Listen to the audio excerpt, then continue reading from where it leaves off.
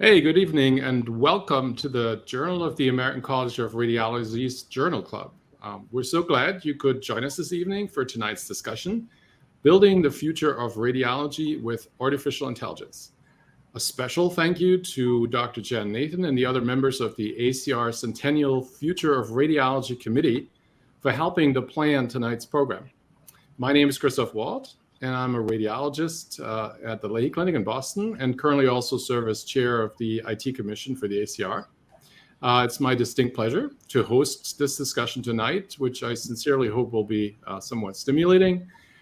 We have a great panel of colleagues here with us tonight who have been thinking about how that future will look like, who are coming at it from very different perspectives, so I'm excited to hear about that.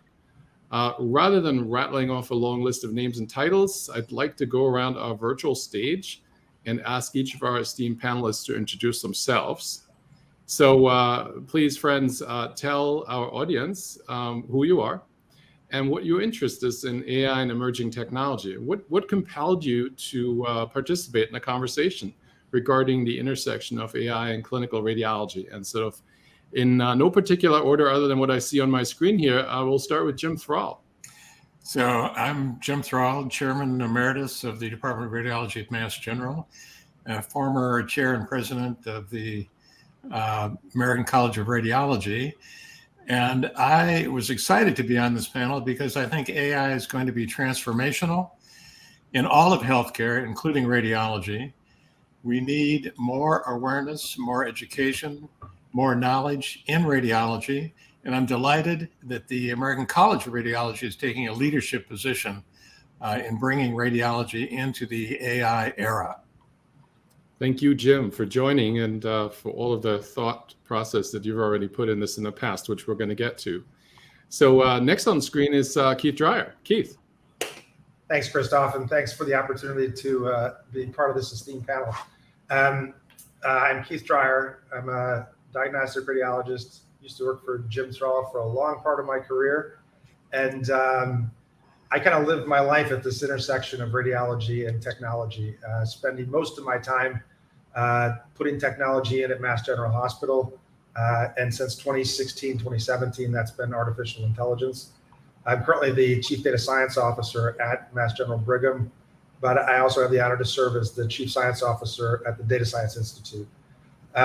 I think that this is really a challenging time for medicine in general. There's an incredible amount of burnout. People are looking for solutions. People are asking the question of, can AI deliver on that opportunity? I think that's one of the things that we can talk about here. There's also a transition that hopefully we'll get the chance to talk about of the old-fashioned way of doing AI, which is, as of 2 years ago, and the new way of doing it, which is as of 6 months ago, which takes us from old convolutional neural networks into generative AI, large language models. You've probably heard things like ChatGPT and those kind of things. So I think it's a transformational time for the field. And I think it's a great opportunity to start to hold true on some of the promises that AI has always delivered or tried to deliver to the field and to healthcare in general. Great. Thank you so much, Keith. It's awesome to have you here. And you better believe I'll get back to you on the LLM. So let's go next to Ashley Prosper and the other coast. Oh, Ashley, you're muted. I can't hear you. We'll come back to you. Oh. Okay, we'll come back to you. Why don't we go to Bibb Allen, who's our other panelist? Good evening, everybody. I'm Bibb Allen, and I'm going to start out by saying that data science is not something that I knew very much about in my career in radiology. I got involved with data science actually when we were starting some of our value proposition initiatives at the college back. I did some of the same thing, most of the same things that Jim Thrall did. I've been an officer of the college, and when I was chair, we had our initiative for value-based care, and it was informatics that was able to make our specialty implement some of those things. And I got really involved in how we could leverage information technology to do those things as part of the ACR's Imaging 3.0 initiative a number of years ago. And as I became past president of the college, I had the opportunity to be involved in the ACR's Data Science Institute with Keith as sort of the chief medical officer, sort of the one who's not going to build anything really cool, not going to do the one to write the code, but more to say how can AI help radiologists be better? How can we do better? You know, those of us, except for Ashley, you know, have lived through the glory days of radiology with the advent of CT and then MR and then PET and all of this modality stuff. But I think that if I could start over again, I think AI has the real opportunity to transform our specialty once again and make us even more valuable to the patients and the healthcare system. So thank you for inviting me. Great. Thank you so much for being here, Bibb. And I think Ashley is back live with us. Hopefully you can hear Yay! me now. It worked. Yes. So Ashley Prosper, I'm a cardiothoracic radiologist. I've had the pleasure of interacting with my co-panelists in a variety of ways, including on the Informatics Commission.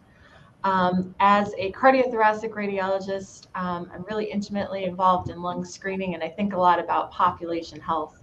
While it's really important for us to provide high-level, excellent care at the individual patient level, I'm always thinking about how we can expand that and how we can extend that care to a larger population. And I look to AI to help me achieve that, because as an individual radiologist right now, I have limited capabilities to get things done within a 24-hour day. So really excited to talk about ways that we can use these new tools to extend the care that we provide. That's a really great perspective, Ashley, because it talks to the scale and scalability at which this technology could function in the future. So we'll get back to that in a moment. Jim, let me start with you. You know, in 2017, you wrote a JACR article together with Keith and Jim Brink from MGH and others called Artificial Intelligence, Machine Learning in Radiology Opportunities, Challenges, Pitfalls, and Criteria for Success. So it's now 6 years later. You have the luxury of the rearview mirror. Yeah. Which of the statements that you made do you think held up? And what's surprising you now about how things went so far? You know, specifically, you know, how's the adoption of AI into imaging practice been unfolding in your perspective? So, Chris, thanks a lot. I occasionally reread the article and test what's in it against what I'm seeing, and it has held up remarkably well. Keith can comment, but I don't think there's anything we said in the article that is proven to actually be incorrect. But on the other hand, it's 6 years old, and we didn't know about generative AI or large language models at the time. And so we couldn't comment on how they might be important, you know, what the criteria for success would be and what the pitfalls would be. But there is one thing that I wish we had emphasized even a little more than we did, and that is the challenge of generalizability or applicability. And all of AI is predicated on training a program, whether it's a neural network, whether it's a large language model. And so the quality of what comes out of the program is based on the quality of the data that goes into it. And more importantly, probably, is the fact that if the data that goes into the program, whether it's a neural network based program or whether it's a large language model, if the data that goes into the program is different than the characteristics of the population on which the program is used, the accuracy degrades. And one of the concerns I have is that this has not been emphasized by the FDA, and I don't think the field in general has appreciated this challenge of generalizability enough. And again, I would emphasize both for the neural networks and for the large language models. So that's something that we completely missed because we didn't know about it. And, if motivation strikes, maybe I can get Keith and others to think about how that fits in. Yeah, that's a really great point, Jim, especially also because manufacturers currently tell customers relatively little about their technology, about the types of data it was trained on, about the types of patients it was trained on. So this is actually quite challenging to understand how the technology came about, and you will see over time, probably later this year, that we're really trying to address this with ACR at aicentral.org, recognizing that. I think the other challenge that will probably come up in discussion is that practices are probably poorly tooled to see systematically how well the technology works or doesn't work, because we haven't had traditionally to incorporate that technology into our production systems. And so it's new. It's the new kid on the block. And I think our production systems and quality assurance systems just haven't been designed to systematically monitor that performance. So I think that's a to-do for us collectively. Yeah, and if I could follow up on that, Chris, Please. Your remarks are absolutely correct. And this, again, is why I think it's so important for the American College of Radiology to be a central player here, because the college is a convener of thought leaders, a convener of radiologists and industry, a convener of the federal oversight, the FDA oversight, and the standards that should be developed in this area. And so I think we can take, through the ACR, a leadership role in addressing this open-ended question. Yeah, we're certainly trying to do that with everybody's help. It takes a village. Now, I'm going to switch gears here and sort of put Ashley on the spot. Ashley, you may be aware of Jim's article where we're sort of starting to discuss what may or may not have panned out there. As you listen to all of this, and as an earlier career physician, are you excited or concerned of the future? I think you already gave that away a little bit in your initial remarks. Are you excited for radiology or for radiologists? What do you think is the biggest promise, and what do you think is the biggest threat coming from this for someone like you? Thanks, Christoph. Something that I think is really exciting is what Keith mentioned. There's a lot of burnout. People are facing so many tasks in a given day. The volumes are higher. The expectations are greater. If we have tools that are trained appropriately and vetted appropriately and are consistent and accurate, that has the potential to alleviate some of the current high level of tasks that we have to achieve in a day, particularly some of our more mundane tasks.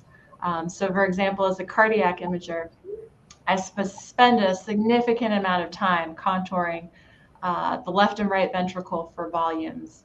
I've not yet seen a fantastic AI model to help me achieve those. That would eliminate a lot of the sort of mundane work that I have to do to get to a report. Something that I worry about is, as was just mentioned, tools being put out into the marketplace that are either trained on a population that is not the population that the algorithm is going to be used on, or it's just not vetted well at all.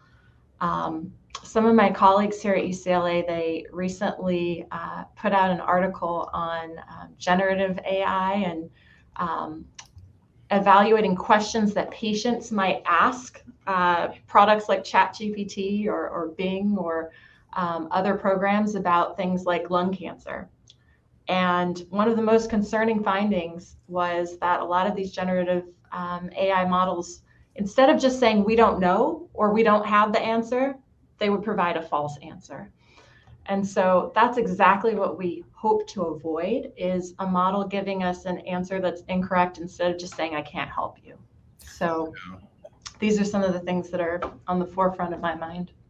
Yeah, I think that's really good, and sort of keep weaving that into the discussion, because we're really interested in your perspective.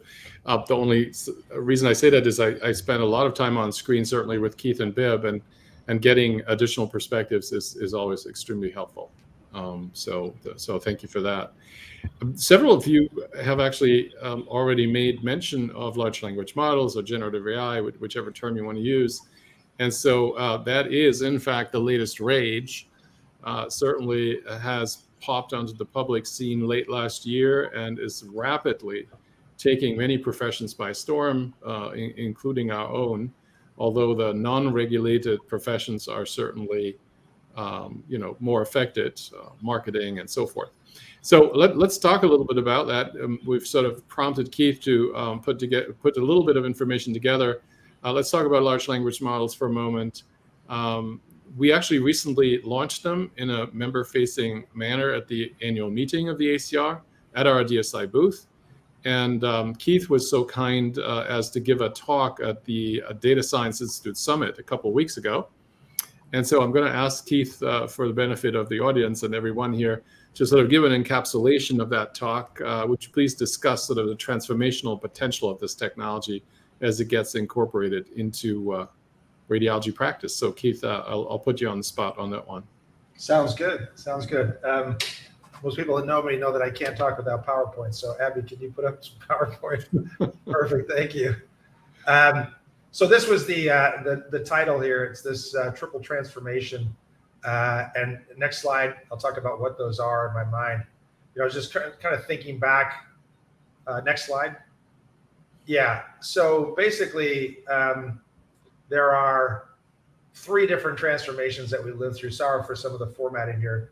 As the first 100 years of radiology took off, all these modalities started coming into place. And so they were really driven by clinical needs for screening, diagnosis, staging, and planning. But the next one we saw was, starting in the 90s, this whole digital transformation where film went away.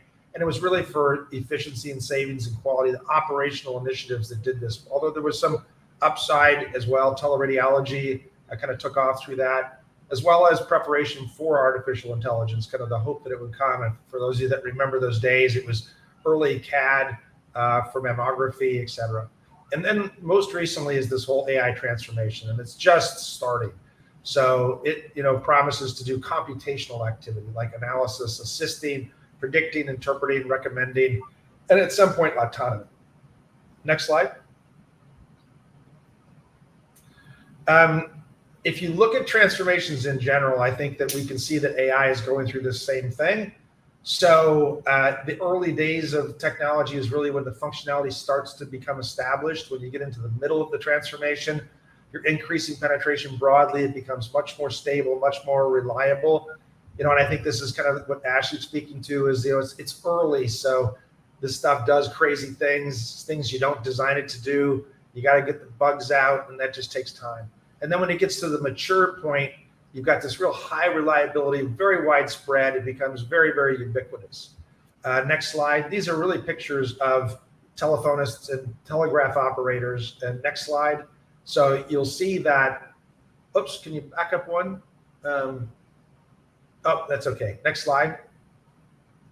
So what you'll see here is the customer adoption patterns, but also that curve is talking about the effect that this has on the jobs in particular. So as I say, if you look at over time in that early phase, it was really no more additional volume of telephonists and telegraph operators were needed. And it represents about 50 years from the study that was done in the UK. The second, that middle period of time, was really when the job started to take off. There was a giant need for telephone operators, for telegraph operators, et cetera. And then the next 50 years in the mature phase, the job started waning off. And it's the same curve that you see for customer adoption. And in the surveys that we've done over the last few years at the ACR, it looks like the market is about 2% penetrated. So we're in that innovator stage. So it's very early days. Next slide. So what does this mean for the pathway that we're going to go down for AI? Historically, what we've seen is we started with narrow AI, as I talked about, these convolutional neural networks that say just find a nodule on CT of the chest, right? And then there's about 1,000 of those things that you have to make. And so the question is, was industry going to go along a faster adoption curve or follow a regulatory pathway? And it's pretty obvious in healthcare, and particularly in our field, that there's a heavy regulatory burden, and there's also a lot of gating functions that will prevent you from releasing solutions that are considered medical devices, which most of these are. So you have to go down that regulatory pathway. Next slide. So what we've resulted in is a lot of narrow AI. And so Christoph spoke about AIcentral.org, which is what we've set up here so that you can get a feel for all of the algorithms that are out there, because it's very difficult to understand what this marketplace looks like. There's over 240 algorithms now that are FDA approved that you can consider how to buy. The top left corner here shows you how they're distributed throughout subspecialties and also through modalities. But the box that I drew there in the center and the bottom is talking about this, fast CAGR growth of FDA-approved algorithms over the last, particularly 6 years.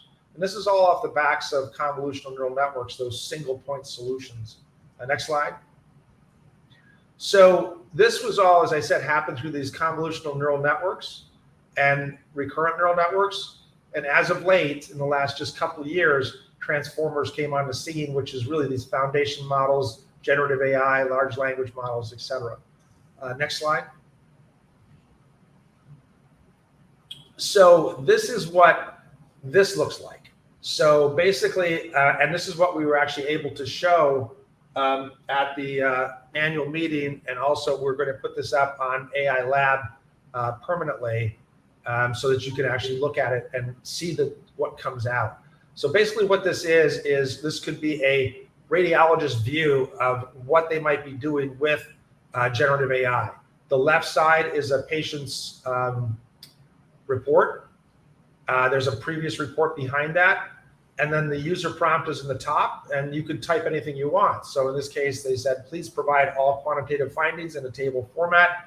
And the generative AI response comes back and puts that structure into place. It's pretty amazing. If you've been in this field, there's been nothing even close to doing something like this before. This would have been massive amounts of hand coding, natural language processing, and particular point solution AI. And now this just works in kind of this automatic form. There's a lot of negatives currently to it, as Ashley spoke to with her colleagues talking about these hallucinations and all of these things, but it's still pretty amazing. When I look at that, I can just kind of look over the bumps and say, this is going to really transform what we do. And, as Christoph has said, we forget that we deal in information, not just pixels.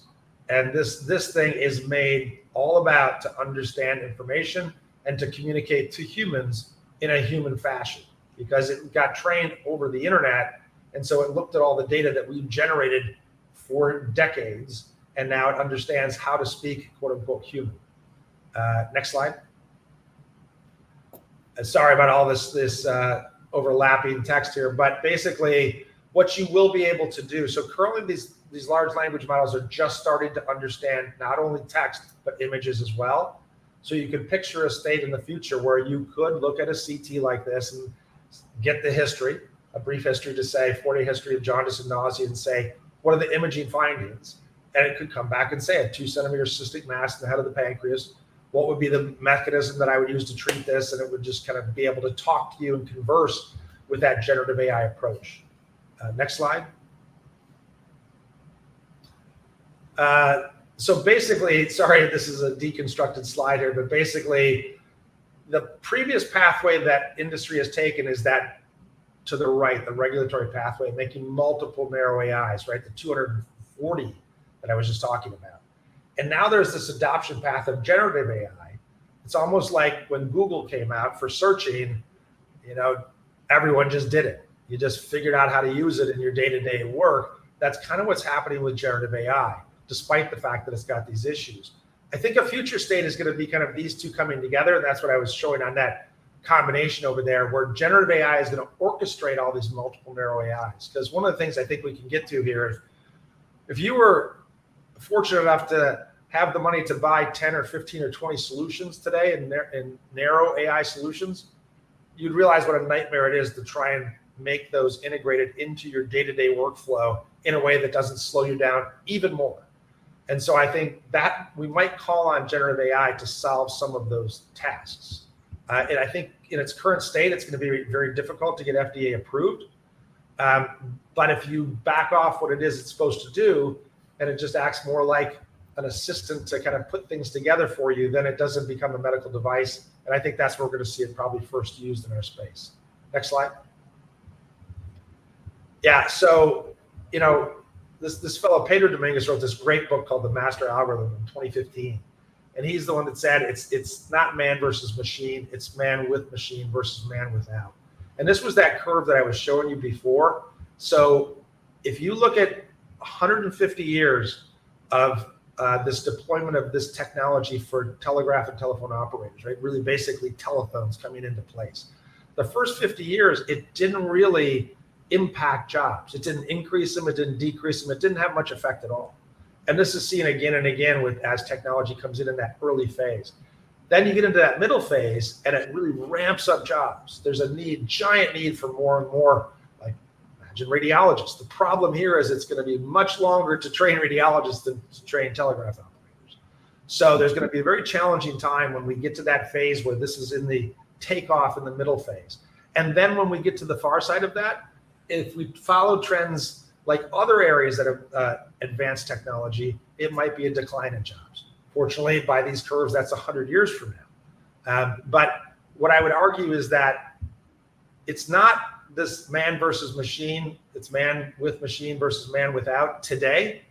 I can't think of any radiologist who got fired because another radiologist came in that used AI, right? It's all hands on deck, everyone's burned out, hire as many people as you can, all humans. And I don't think people say AI is going to solve our problem of efficiency, et cetera, today. But that day is coming. And when that comes, I think there's going to be a greater need for radiologists, believe it or not, strangely, and that technology will start to come in. But at some point in the future, it could be that a lot of the functions that we do will be replaced. This is a long way away because FDA's got to approve autonomy, all this stuff that humans got to get used to being interpreted by machines, et cetera, et cetera. But my point here is that we're in this stage where it's really not efficient enough for us to talk about man versus machine or man with and man without. It's just, we're not there yet. Next slide. Oh, that's it. Well, thank you so much. That was a tour de force. Thank you, Keith, for sort of putting it all together in one sort of set of comments. There's actually on the JACR homepage, in case you're interested, an opinion piece. It's called New Horizons, the Potential Role of ChatGPT in Clinical Radiology. So that actually discusses in broad strokes some of the promises and some of the things that we need to watch out for. Let me just collect some impressions here from our panel. Jim, you said you missed this one, and fair enough. It wasn't in the public view, so you get dispensation, and Keith did too, by the way. So Jim, when you listen to this, good or bad? What do you think? Oh, I think it's terrific because I already have one kind of cool application that could be near term. And that is how radiologists do CME. Imagine the input data is every case you read in a year. Right. And then the user question is, what are the best CME courses that I could attend? And what are the most important articles that I could read? And the great thing about it is, as you come and encounter each new case, the program updates to keep it current. So if your practice changes, the recommendations will change at the same time. And I think this is a near-term opportunity for a generative AI program that will help radiologists. Yeah. Bibb, what do you think? You're excited about it? Yeah, I'm certainly on the bandwagon for AI and the concept that humans with machines are going to be better than we were. I think one of the things that I've learned so far is that we're not ready, obviously, to trust the care of our patients to machines only. But at the same time, I think that the opportunities that machines are, that they that they'll help us do the things. And we'll talk a little bit more later maybe about being able to see the things that humans can't see, how we look at use cases that actually add to what we do, not as much as some of the low-hanging fruit that we're seeing right now. Yeah, no, that's so true. And I think Keith already alluded to the fact that even though the technology, the way it hit the public eye with ChatGPT, at its core sort of deals in the currency of natural language, which is something that we all do in our professional space. It's already beginning to show that it can transcend the pixel space, the image space with the language space. It can transcribe and transform one into the other. And so, if you think about what we're doing in radiology as managers of information, upstream information and information that we generate ourselves in the imaging process, combining that, putting out new information in the form of natural language, this is certainly going to be striking right at the core of that process. I'm particularly excited also about two other aspects of this. One is, in my own experimentation, it really seems to be a powerful tool to extract and condense information, massive amounts of information. And now I'm thinking of the large amounts of unstructured information that we have all collectively deposited in our EHRs, making that accessible on a relatively short effort to a radiologist who's interpreting imaging studies and needs to put them in context with the overall patient's picture. This is going to be very helpful, I think. Although we will have to validate the output, but it's really going to be an efficiency enhancer. The other thing that really concerns me for all of us is, unless you are a super specialized radiologist, you're very likely to service 5, 10, 20 specialties. And there's just such an incredible explosion of knowledge and clinical guidance systems and classification systems and so forth.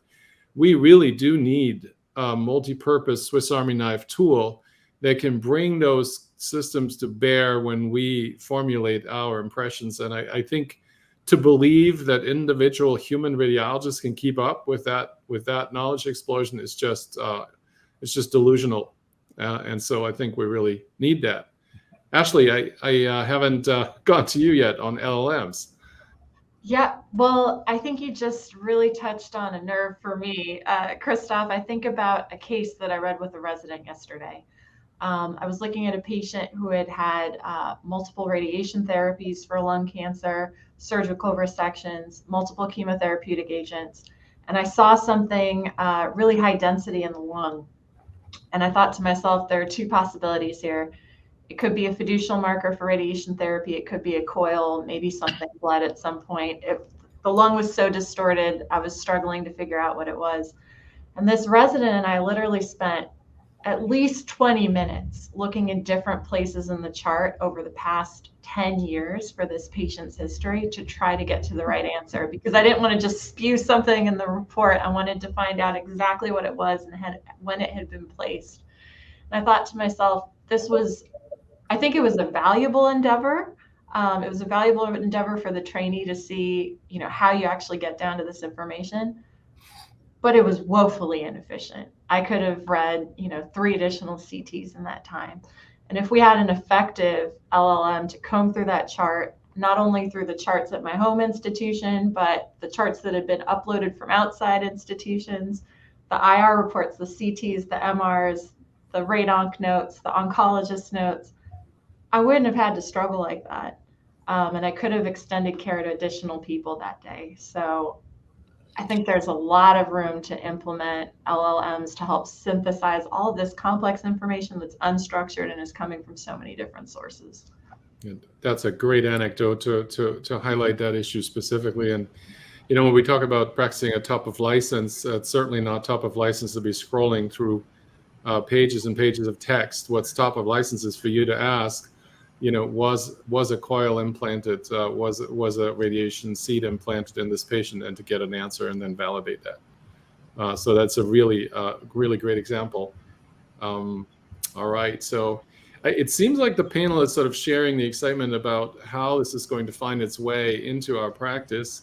I think there's a lot of work that needs to go into understanding how this technology works and also how it fails, so that we can safely incorporate it into our practices. So getting an answer to a question that you ask a large language model that sounds credible does not absolve you from the need to then validate that in the record. Yes. But that's still a much more efficient process than looking for a needle in a haystack, to Ashley's point. So I think there's going to be a lot of use for that. If you haven't played with it, I would really invite any of you audience members to go play with it. It really transcends a lot of traditional barriers, language barriers. I'm originally German, so I've actually taken de-identified reports and had them translated, and out came some very idiomatic reports that sounded like a native speaker. I think there's a lot of opportunity that's actually also highlighted in the opinion piece that I referenced earlier, to translate reports into patient-friendly reports. You can, in fact, tell the engine to formulate the report for 7th grade understanding, 10th grade understanding, and I can confirm that it does actually make a difference. And so you can really fine-tune that to the patient's needs. The article actually also raises the possibility of doing conversational style interactions with patients about preparation for examinations and reassurance about how the examination will be performed and things like that. So it's clearly early days, and we're going to embrace this and work to inform our members on this. Chris, if I could raise a question back Please. to you and Keith and Bibb. The framework of this discussion has been what radiologists might do in the practice of radiology. But in fact, with the large language models, the borders between radiology and all of the other specialties are going to blur. Yes. And, we spent years and years developing the appropriateness criteria for ordering radiology exams. These are likely to come under review in the large language model era, and not necessarily by radiologists.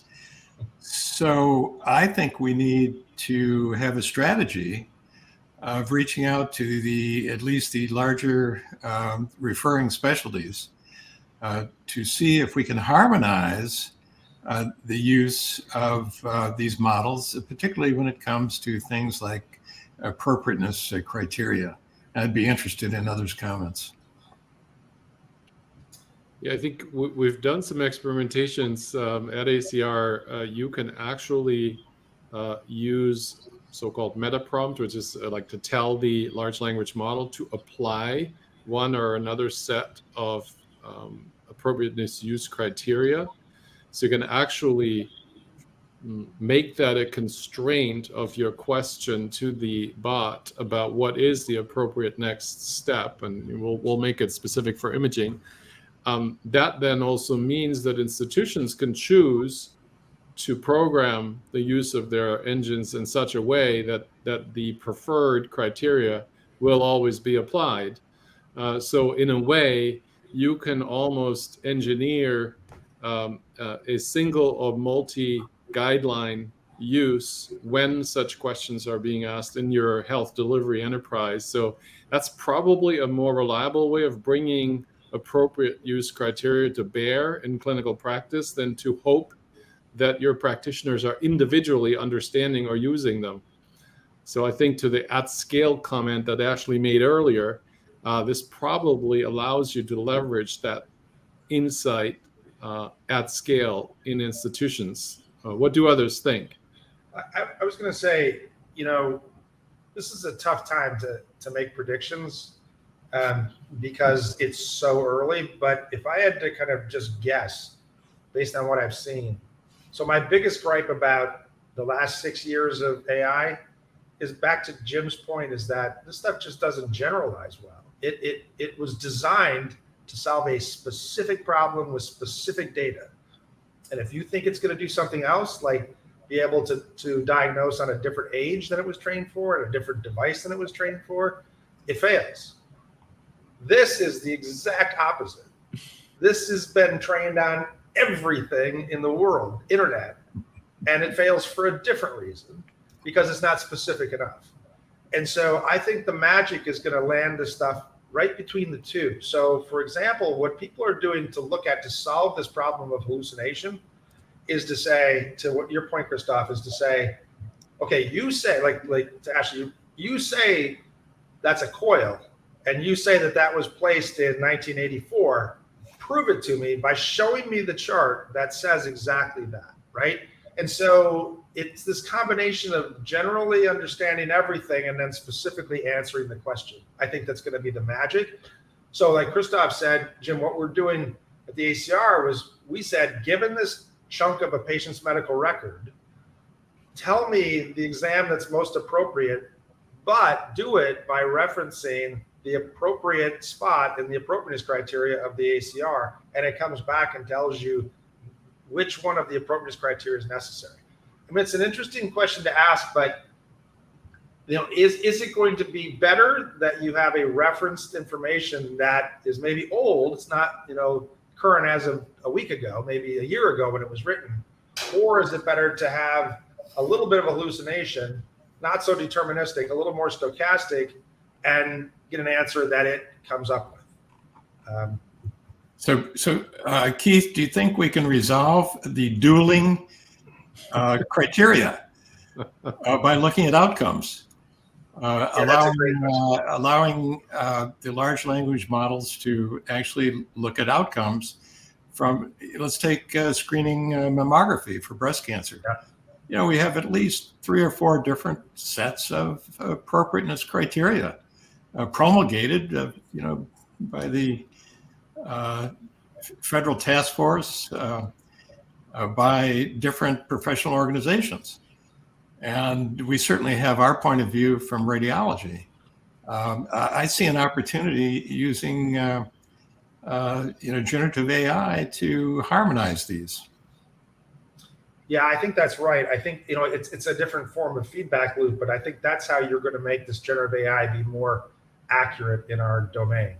The other thing that people are doing are training or fine-tuning this stuff on healthcare data specifically, because think about all the inaccurate stuff on healthcare that sits on the internet, and that's what it's telling you. So now you can fine-tune, and I think, Jim, that's another way to do that, is to say, let's look at millions of outcomes based on this information, and now give me information that you can tell me why I should be doing this versus that. Yeah. It's an interesting question, Jim, because I think that this technology will really begin to break down silos between professional societies, between specialties in delivery organizations, because it just makes so much information so accessible. It's going to be very interesting to see that play out. I did want to go to Bibb for something that he's maybe best positioned to address. This is sort of a switching gears moment. Bibb, you've spent a lot of time with ACR, the national organization, in the economics areas. And so one of the barriers that we've seen for implementation of AI, apart from technical and workflow challenges and narrow focus and so forth, has been the lack of generally applicable payment model for this technology. So all of our practices are sort of putting this in at our own expense, more or less, with a few notable exceptions. Can you please elaborate a bit on the economics of AI, sort of past, the current, and future trends that you see? Because we certainly do need some help here on the economic side to bring this technology to bear for our patients. Well, thank you, Christoph, and you're right. I have spent most of my time of volunteer work with the college doing economics, and I think that we have to recognize that AI is a little bit different than when we developed MRI, and we had MRI, and so we have an MRI of the brain, and we have an MRI of the spine, and you can have a CPT code, and it describes what we do, and the the various, well, is there contrast, is there no contrast, is there without and with contrast, and we have that lexicon that describes that. And then we come into AI, and we have an AI potentially that describes a segment of the interpretation of the CT scan of the brain, or a segment of the CT scan of the chest. And we want to say, well, we want to have a payment for that. But if you look at what's already out there, there's already a CPT code that describes CT scan of the chest. There's already one that describes CT scan of the brain. So in the payment policy world, AI is going to compete to some degree with the payers won't say, well, we need a new code for CT scan plus AI, because aren't we paying you to interpret the CT scan? Why do we need to pay something else to interpret the CT scan? And I find that a little bit troubling. And then in particular, when we have the AI that's out there, and I mentioned I called it low-hanging fruit a little bit, but it really is all of these triage applications whose job it is to identify a critical finding, move that to the top of the work list. That's not exactly providing medical care. Now, a couple of problems that I see that entails. So how do we do that? And the first one is that we see a lot of AI being, Jim and Keith have the luxury of practicing in an environment where there's a big and endowed mission for research, and having the newest technology, and a lot going on right there. In my community hospital in mid-sized town, Alabama, we don't have the opportunity to do that. And so, we're having to spend all the money out of some other operational thing to bring in AI. And so we need to think about what the value proposition is. What is the value? So rather than focusing on what the AI is doing, focus on what the AI is helping us. So these triage applications, for instance, can we make a case for our hospitals that we can decrease ED turnaround time? Can we make a case for our hospitals that we can decrease length of stays? And then all of a sudden, there's a big value to bringing the AI into the clinical workflow without having to have a payment.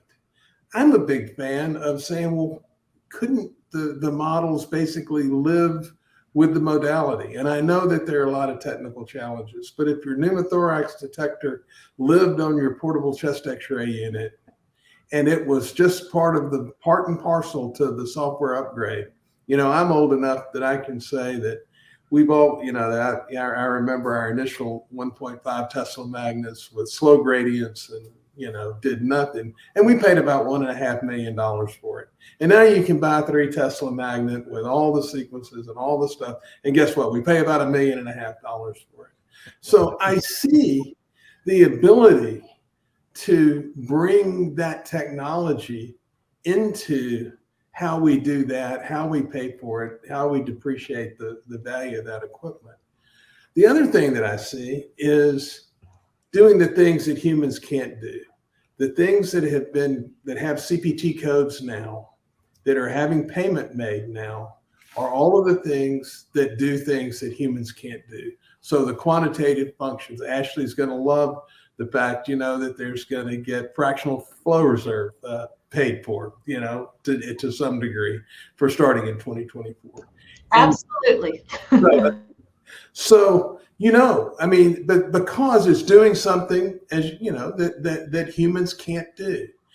quantitative stuff for liver or for pulmonary emphysema or whatever you want to say.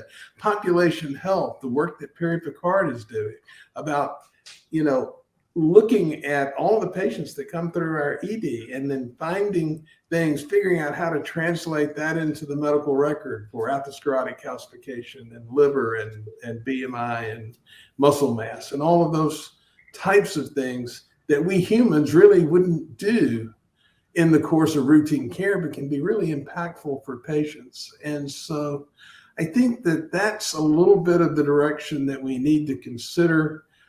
We need to help get the regulatory process where it allows the companies and the developers to get their stuff cleared and bring that stuff into practice, that the barriers aren't too high. And so I think, in a nutshell, that's kind of, where I see the economics right now. That's great, Bibb. I really like the strategy of tying the future of the use of this technology to its actual value proposition in our healthcare delivery, and then basically finding the right spot for it that way, rather than approaching it from the conventional sort of fee-for-service mentality. So I think that also dovetails with Ashley's comments from earlier, that AI really has can have a completely different value proposition than I really think that I would be remiss if I didn't mention, and I think that this is something that as an organization, the college committed to health equity and those issues. If you look at where AI is, it's in the hospitals that have the superstar radiologists, the subspecialized subspecialists in radiology, the radiologist that only reads spine, but really only reads tumor spine. I mean, you can go down the line, and that's who's getting the AI. The small and rural hospitals, the poor county hospitals, the underserved, areas aren't getting AI because they're not able to pay for it. And I think that our government payers and everyone needs to understand that it's very important that we don't limit the deployment AI to the big, well-funded, large centers, but really get AI deployed in the places where it's likely to impact patient care the most. That's actually a great segue for the last little topic that I wanted to hit on, the 5 minutes or so that we have. Jim actually points out in his article from 2017, one of the key tenets, and that is imaging is a truly digital specialty. And so at the core of what we do, everything's portable, everything's digital. And where I wanted to go with this comment to see your reactions is, with that as the backbone, I think that radiology is really global. And I think that the application of AI and the adoption of AI is global. And so I think rather than just taking a US-centric view, we really do need to look at what's happening in other parts of the world. And not surprisingly, and this is where this comment now is coming from, in parts of the world where there's not good access to imaging care and radiologist-based imaging care, there is a dramatically faster adoption of AI than we see in our country. And I think that that's number one, a confirmation, Bibb, of what you're just saying. Is it does give access to something that's better than no imaging care to a larger swath of population. It's also something that we really have to watch very carefully how it's going to play out, and whether that is sort of truly a value proposition. Are there other reactions to what's happening around the world in the use of AI and what you're seeing, guys? I think you've captured it very well, Chris. We ask the wrong question sometimes. We say, is this as good as it would be at UCLA or Mass General? And the answer is maybe not. No. But is it better than it would have been without AI in a remote location? And Bibb, you touched on that as well. Yeah, thank you. Keith? Ashley?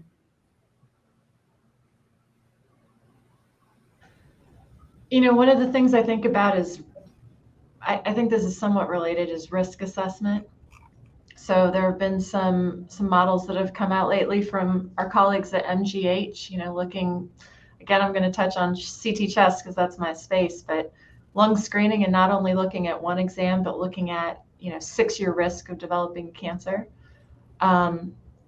So thinking about, how we improve care with limited access, if we have a huge number of people that need a study or need an exam and a limited ability to provide those scans, can we figure out which patients are at the highest risk and absolutely necessitate access to that limited resource? And we may be able to start realizing that with some of the AI models that are being developed to triage care. Excellent. That's an excellent point.